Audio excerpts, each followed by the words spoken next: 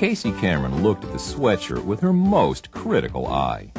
It had to be just about the coolest thing she'd seen that day.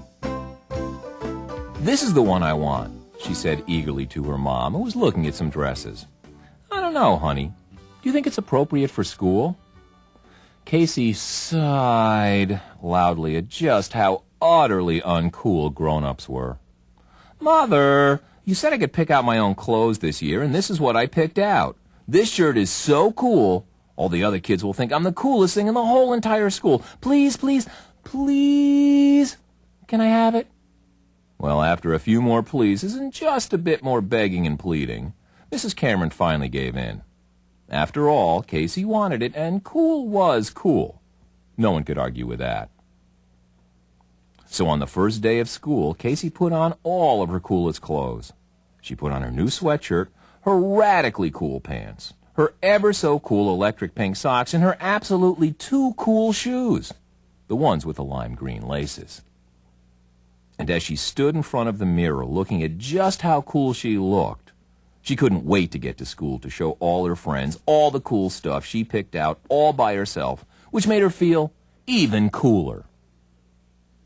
But that cool feeling didn't last long. As she waited for the school bus, not one single kid told her how great she looked. In fact, everybody was talking about what they did over the summer, and nobody even noticed Casey in all her exceptionally cool clothes. On the bus, nobody, not even her best friend Lydia, said a single word about how cool Casey looked, even though Casey mentioned 8 different times that she picked out all of her clothes without any help from her mother. Outside of school, everybody just kind of milled around, saying hello after a long summer. But Casey stood off to one side and noticed that a lot of kids were dressed a lot like her. And suddenly, she didn't feel too cool at all. In fact, Mary Ellen McGuire, who wasn't at all cool, had on the exact same sweatshirt. It was not starting out to be a great school year as far as Casey was concerned.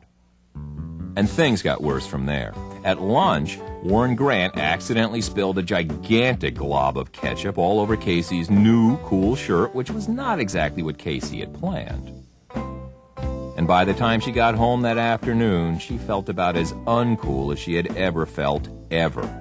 Even though that very morning she thought she might actually have been too cool for school. And when she told her mom about what a rotten day she'd had and how nobody noticed her cool new stuff, not even Lydia, Mrs. Cameron looked concerned the way moms do. "You've learned an important lesson on the very first day of school," she said. "There's an old saying that goes, you can't judge a book by its cover, which is just another way of saying that you can't tell much about something or someone just by looking at the outside. It's what's inside that counts. That's how you tell who's really cool." And as Casey climbed the stairs to her bedroom, she thought about what her mom had said. She had thought her new clothes would make her cool, but maybe her mom was right. Maybe clothes didn't make you cool. You know, there are a lot of folks who feel like Casey.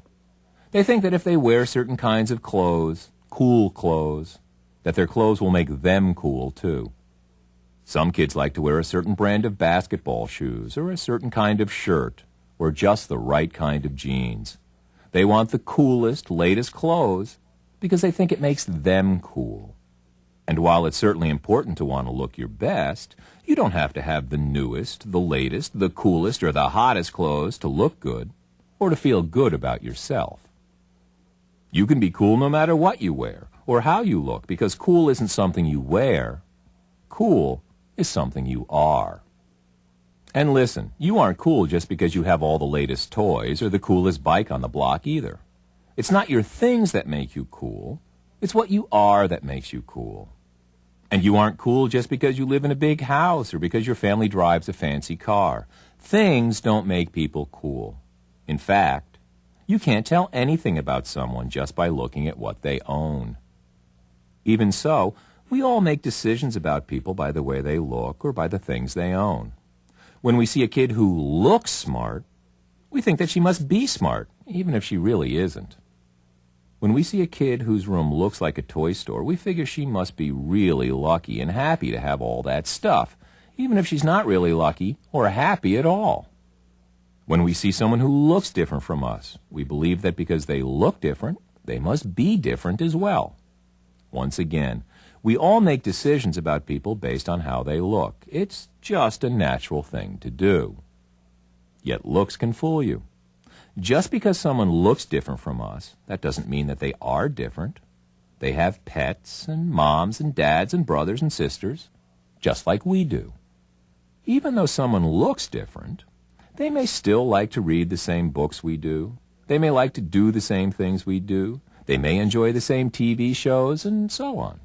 The point is, just because someone looks different or wears different clothes, just because someone has different colored skin or speaks a different language, people are still people. Looking different doesn't mean being different. All you have to do is to look around at the kids in your class to see just how true this is. Even though we all look different, wear different clothes, live in different kinds of homes, and so on, we all like many of the same things. Playing tag with our friends, going on picnics with our families, eating pizza, and other fun stuff. No, it's true, you can't tell much about someone just by what they look like. You can't tell who would make you laugh, who would be nice to have around, who you'd have fun with, or who would make a good friend, just by looking at the outside. In order to get to know someone, really know someone, you have to spend time with them, talk with them, work together in school, share ideas, talk about the things that are important to both of you. And once you spend time with someone, you're sure to get to know them. You'll get to know who they are and what kind of people they are. You'll learn the important things about them, whether they're nice, friendly, and fun to be with, for example. When you take the time to really get to know someone, you'll quickly learn whether they're polite and considerate to their friends and classmates. You'll come to see whether they're caring and kind to their friends, kind to animals, kind to the people they meet, and so forth. Spend some time with someone and you'll quickly discover their strong points, the kinds of things that really matter when it comes to deciding who's really cool. So remember, cool clothes don't make someone cool. You can be cool no matter what you wear. The nicest house, the newest toys, the flashiest bike, these things don't make you cool. Cool isn't something you have. Cool is something you are inside.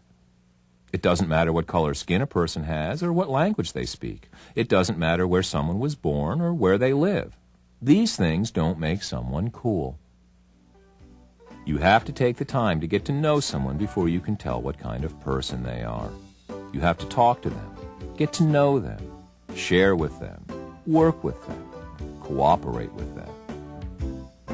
And in the end, you'll be able to tell who's a good friend, who's the kind of person you want to know better, and who's really cool.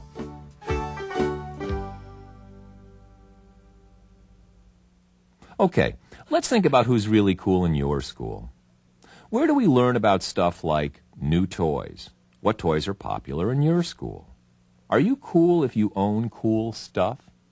Why or why not? Next, how do you feel when you see someone who looks different from you? How do you feel when you hear someone who speaks another language or has skin a different color from you? Are these things important? Explain. And finally, cool has nothing to do with the clothes you wear or how you look or the things you have. What makes a person really cool? What makes a person the kind of friend you'd like to have? Think about these questions and discuss your answers with your teacher.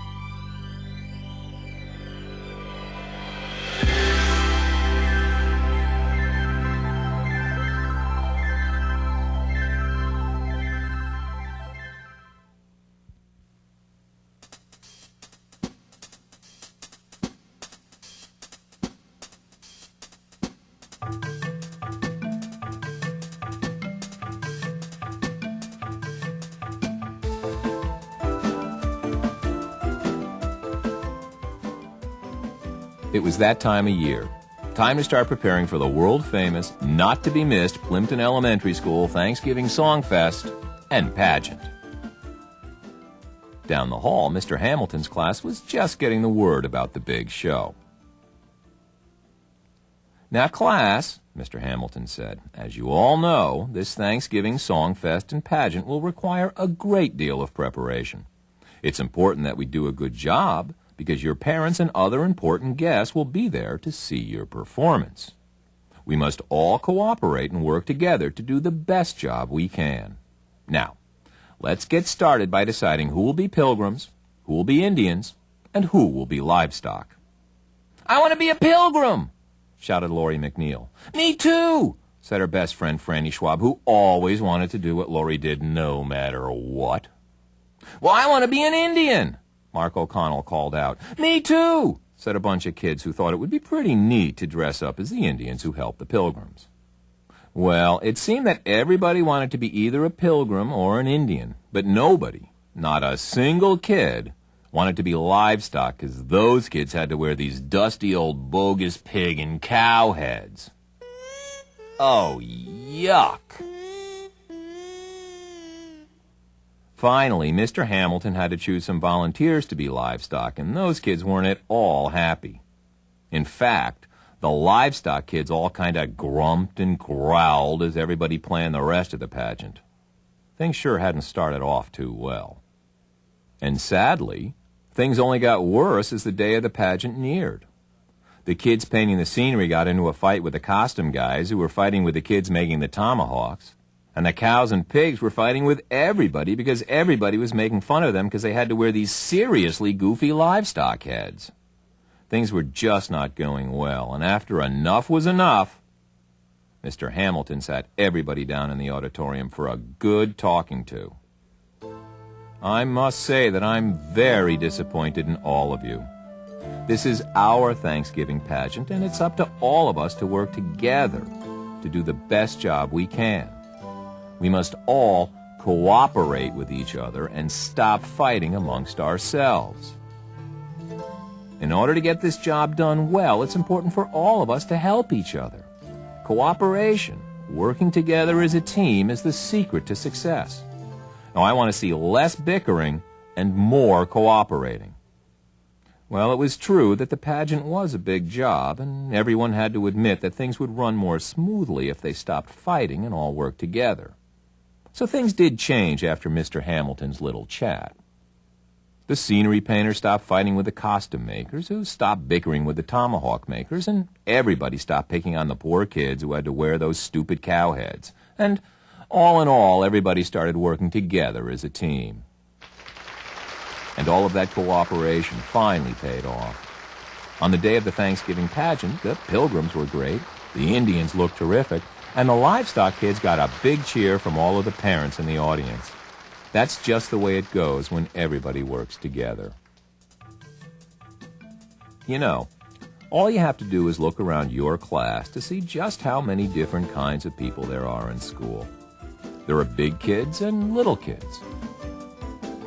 There are kids with black skin and brown skin, white skin, red skin, and yellow skin. And there may even be kids who speak different languages and come from different lands. In any school, in your school, you're bound to see all kinds of different kids. You'll see nice kids, bratty kids, funny kids, kids who like sports, kids who can multiply 7 times 8. Your school is filled with all kinds of kids, and with all of these different kids, there are bound to be disagreements, squabbles, and even the occasional kaboom! Let's face it, sometimes it's tough to get along with everybody. But you know, there are things we can all do to get along better with the other kids in our class, our classmates. There are things we can do to avoid the bickering, the arguing, and all of that unpleasantness. To begin, it's important to remember a few things about school. First off, there are going to be times when some kids feel like they, and they alone, should come first, that they should be the center of attention. So they push ahead of everybody else in line, or they shout out the answer without raising their hand, Or they grab stuff off other kids' desks. Or maybe they don't share with the others in class. And maybe you felt like that once in a while. Maybe you felt that you should be first, that you should get the attention that someone else is getting. It's a feeling that most of us feel, now and then. But the fact is that no one kid can be the center of attention all of the time. School isn't just about you or for you. School is for everybody. School is for all of the different kids in your class. So what does that mean? It means that sometimes you have to let others have their way. You have to let your friends go first, ahead of you, because it's a plain nice thing to do. It means waiting your turn in line without a lot of fussing, whining, poking, shoving, and other sorts of waiting in line kinds of mischief. And it means cooperating with your classmates to get things done.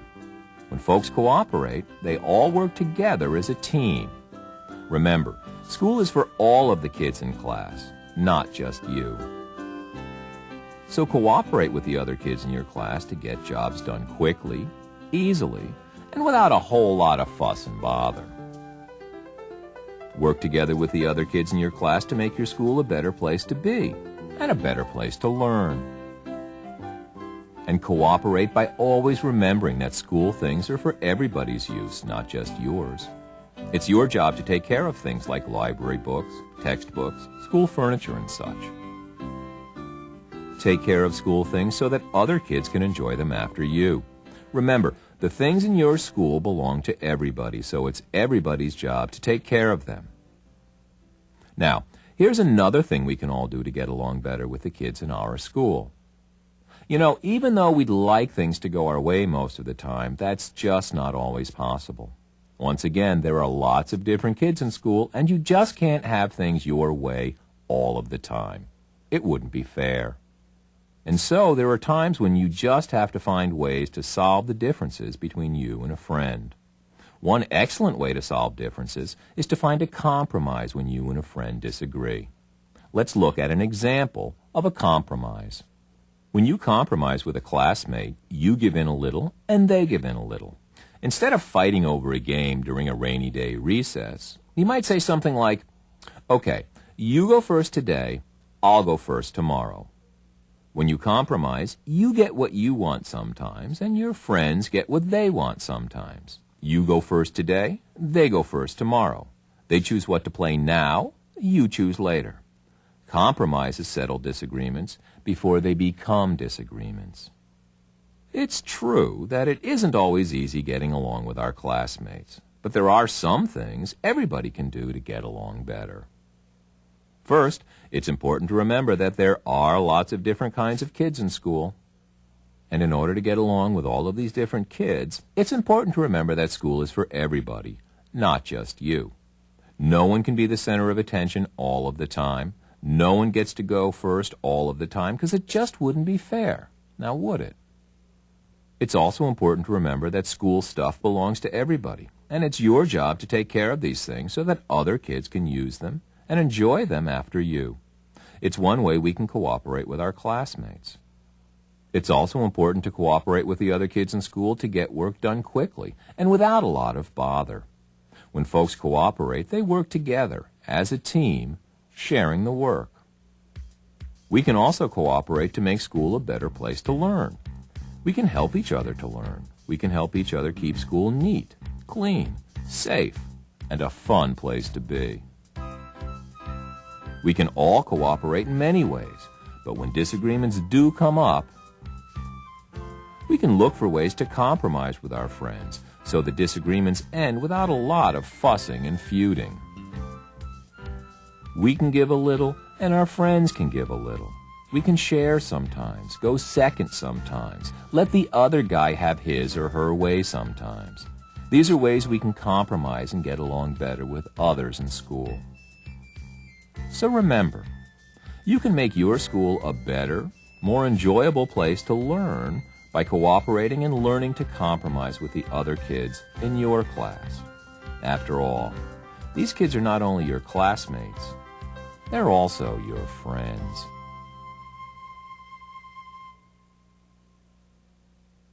Okay, let's think about getting along with our classmates for just one more moment. Sometimes we just want things to go our way. We want to be first, or we want to shout out all the answers. Is that fair to the other kids in class? Why or why not? Next, what is cooperation? Why is cooperation so important in school?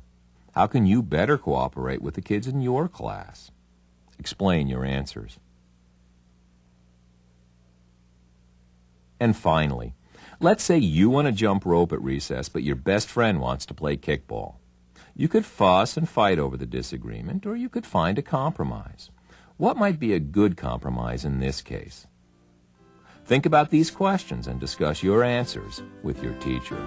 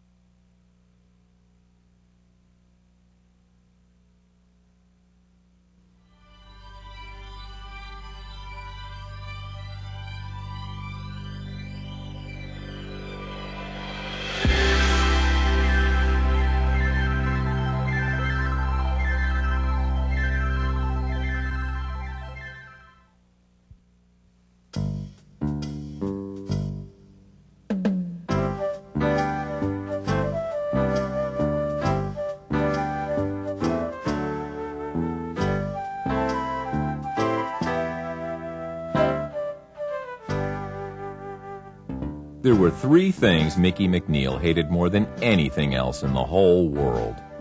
Pens that leaked all over your hands, bratty kids who made fun of you all the time, and gym class every Monday and Friday with Mr. DeLuca, the gym teacher. Oh, it wasn't that Mickey disliked Mr. DeLuca or anything. He was a good guy and all that. It's just that Mickey wasn't good at kicking soccer balls, hitting baseballs, or passing basketballs. In fact, he'd have been happier if he never saw another ball again. And some days, even Mr. DeLuca would have agreed with that. You see, when Mickey kicked too hard or struck out for the zillionth time, or when he tossed the basketball into the seats, all the kids, including his best friends, laughed, pointed, teased, and called him all sorts of names. And even though he pretended to laugh along with everybody else, he hurt inside. It made him feel terrible that all of his friends were laughing and making fun of him just because he couldn't kick a stupid ball. Mr. DeLuca would always try to be helpful. "Don't worry about it, Mixter," he'd say, calling Mickey Mixter. "You're getting better every day." But it didn't really help. Mickey always felt bad when his friends teased him. He couldn't understand why friends would call each other names and make each other feel awful, especially about something as stupid as kicking a ball. A lot of kids are like Mickey.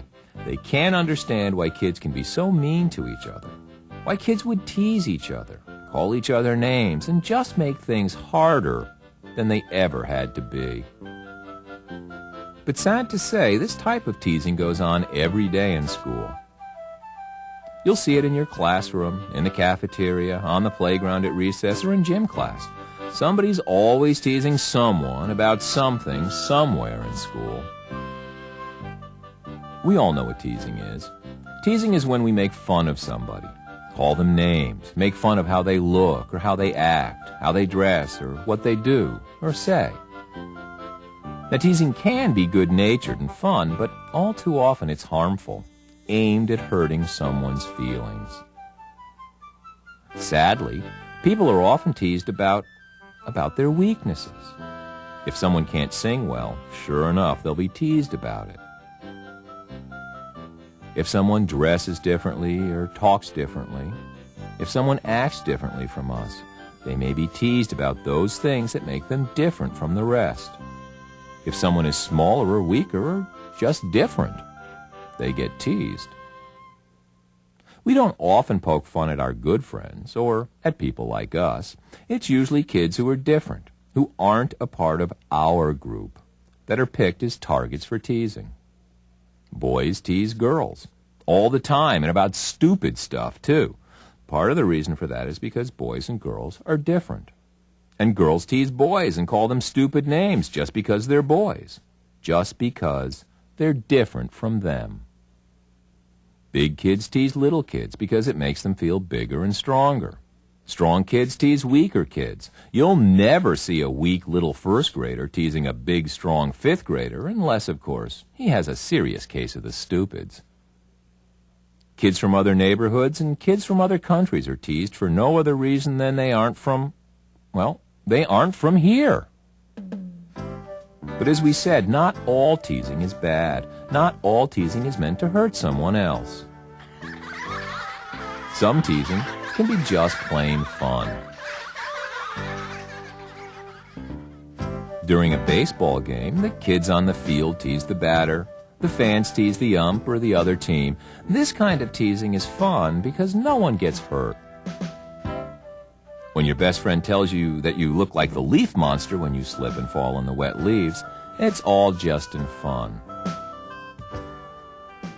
Teachers may tease their students in a nice kind of way to get them to work a little harder.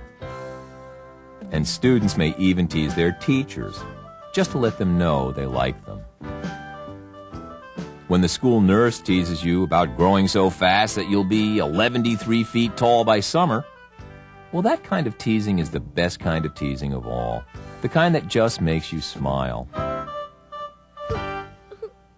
But another kind of teasing doesn't make people smile. It makes them cry. It doesn't make them feel good inside. It makes them feel sad. This kind of teasing hurts people. Sometimes it's hard to remember that we all have feelings. When people are teased, they feel sad and mad. Teasing hurts people. It hurts your friends. When you call someone a name just to be mean, it hurts them, and it doesn't do anything for you. Nobody wants to hurt others, but sometimes we forget that teasing does hurt other people. So what can you do as a plain, ordinary kid? What can you do to help stamp out teasing in your school and get along better with your classmates and friends? Well, you can do a lot. For one thing, you can remember that teasing does hurt people. So don't tease others. Don't tease your friends. Don't tease your classmates. Don't tease the younger kids in school. Don't tease kids who are different or kids who are weaker than you. One thing everybody can do is to remember that teasing hurts other people. Here's something else you can do. When one of your buddies teases someone, don't laugh or join in. Don't make the problem worse, and don't go along with the crowd. Tell your friend to stop. Tell her that teasing someone else isn't funny or fun. And if that doesn't do the trick, walk away and let her know how you feel. That you won't be someone who teases, because teasing hurts other people. Just remember, teasing is making fun of people, usually people who aren't like us. Big kids tease little kids, boys tease girls, girls tease boys. Teasing goes on everywhere. Also, remember that some teasing is fun, and in fact, some teasing makes us feel good inside. This kind of teasing just makes you smile. But other kinds of teasing are mean, and they're meant to hurt people, to hurt their feelings. This kind of teasing makes people feel sad and angry. Sometimes it makes people cry, and you have to admit it's hard to figure out why anyone would want to hurt a friend like that. Remember that we all have feelings, and teasing really does hurt. Just think back to when you were teased. Chances are you didn't feel too cool about it, because no one ever does. So think before you tease the new kid in school or your oldest, best buddy ever. Think before you say something mean. And when you see your friends teasing someone, don't join in. Tell them teasing isn't funny and it isn't fun. And if they still don't stop, just walk away and ignore them. They'll stop soon enough. It's up to you, up to your friends and your classmates. You can make things better, easier, and a whole lot more fun in your school when you say that teasing isn't cool. All right, now let's think about teasing and name-calling for just one more minute. Why do people tease each other? Is all teasing bad? How can you tell good teasing from bad teasing? Next, how do you feel when people tease you? Are you a so-called good sport about it, or do you let your real feelings show? And finally, what can you do to stamp out the teasing and name-calling problem in your school? Think about these questions and discuss your answers with your teacher.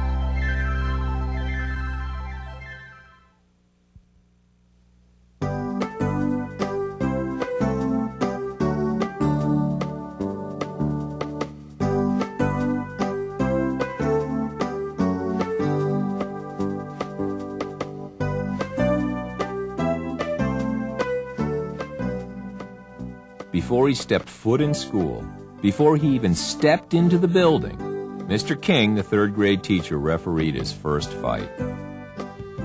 Mr. King, Melissa Collins whined. Brian pushed ahead of me on the bus line, and then he pushed me away from the window and made faces. Did not, Brian replied in this extremely bratty way that made Mr. King groan. Later, he broke up a fight on the playground between these two fifth-graders who were fighting over a basketball. And at lunch, he had to be the umpire when Doug Lloyd said that Sue Ann Hollibird pushed in a line, but Becky Grant claimed savesies even though the whole world knew that savesies were not allowed in the lunch line, an unwritten law that everybody usually obeyed. All that day and for just about every day ever, Mr. King settled differences, solved disagreements, and broke up the occasional rolling around in the dirt fight on the playground. Unfortunately, that's the way it goes for many teachers, maybe even yours. School's a pretty busy place with lots of people, lots of activity, and, sad to say, lots of differences, disagreements between friends and classmates. Hey, with all of those people doing all of those things, there's bound to be differences. Two guys want to read the exact same book at the exact same time, and whammo, they're screaming in the school library. Somebody cuts ahead in the bus line, somebody goes first when they should go second, somebody takes something that doesn't belong to them, and boom!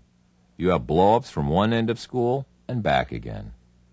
Somebody teases another kid, or somebody gets teased. Somebody calls somebody else a stupid name or says something mean, and pow! You've got trouble in the hallways. It's a fact that people just naturally disagree, and differences do come up, especially when you have so many different people doing so many different things in one place, like your school. So it's important to find ways to settle differences, to make your school a better place to learn and a better place to be each day. Let's face it, if we can learn to settle our differences, things would be a whole lot nicer day in and day out. Now, in the past, kids have tried to settle their differences in several ways. Hitting, rolling around on the floor, and wrestling out in the dirt have all been tried without much success. Fighting like this just gets you into trouble and really doesn't solve the disagreement, whatever that disagreement is. Name-calling and general meanness have both been tried as a way to settle differences, but again, without any success.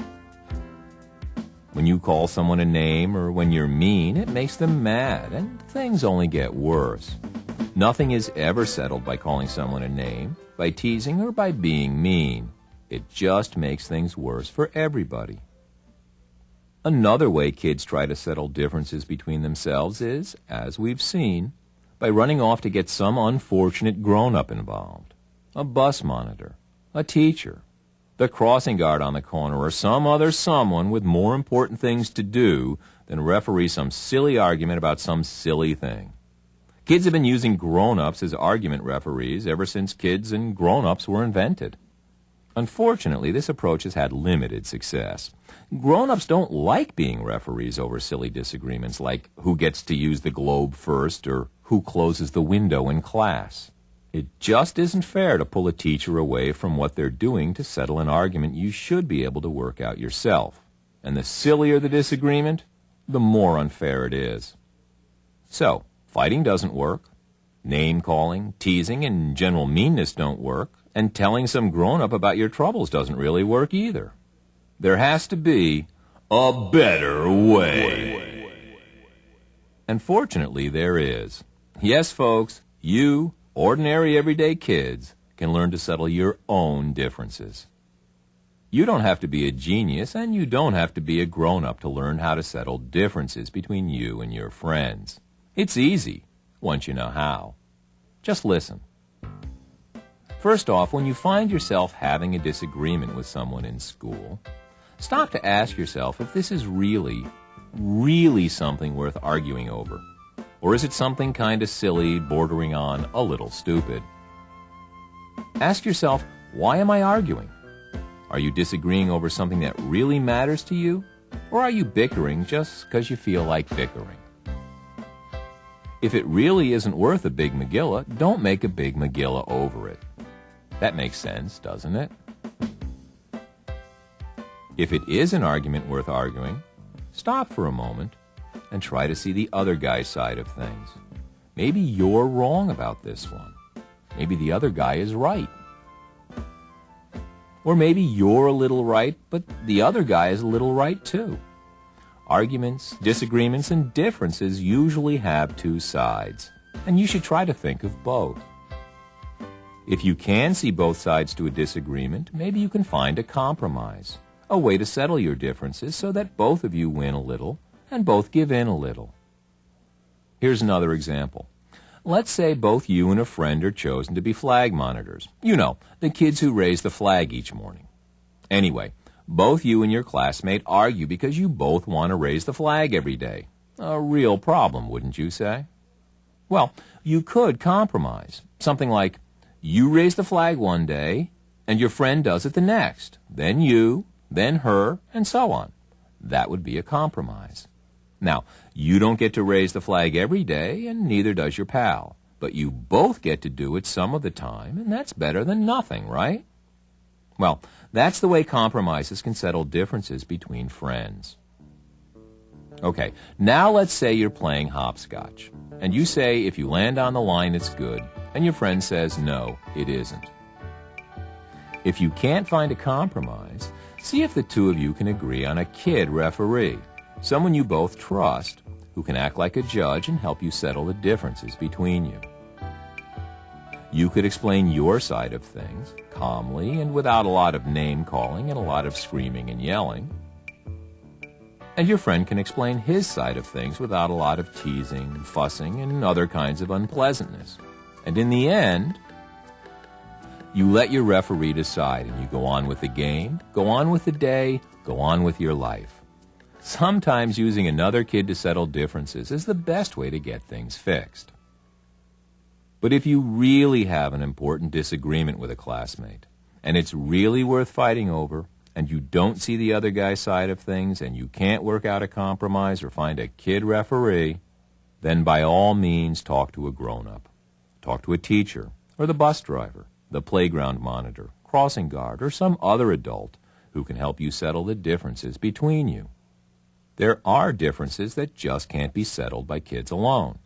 There are disagreements where you'll need a grown-up to act as umpire and referee. Sometimes It's the only way.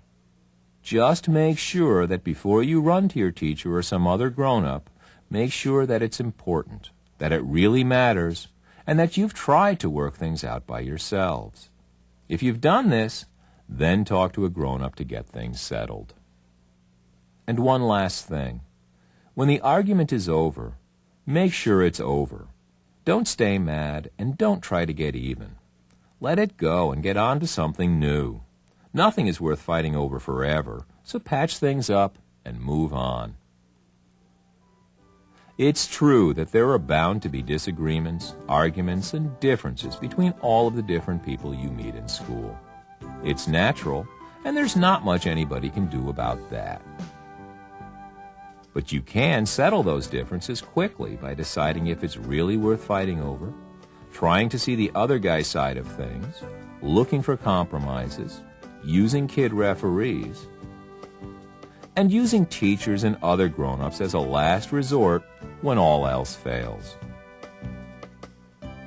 In no time, you'll see that peacefully settling differences between you and your friends is better and easier than fighting with the kids in your school. Now let's think about settling our differences for just one more moment. It's important to know when something is worth disagreeing over. How do you know when a disagreement is important and when it's silly? Next, it's important to try to see the other guy's side of things when you disagree. How can you do that? How can you get someone to see your side of things? And finally, how can a compromise be used to settle a disagreement between classmates? Have you ever given in a little to get a little something in a disagreement? Have you ever compromised with a friend or someone at home? If so, when? Think about these questions and discuss your answers with your teacher.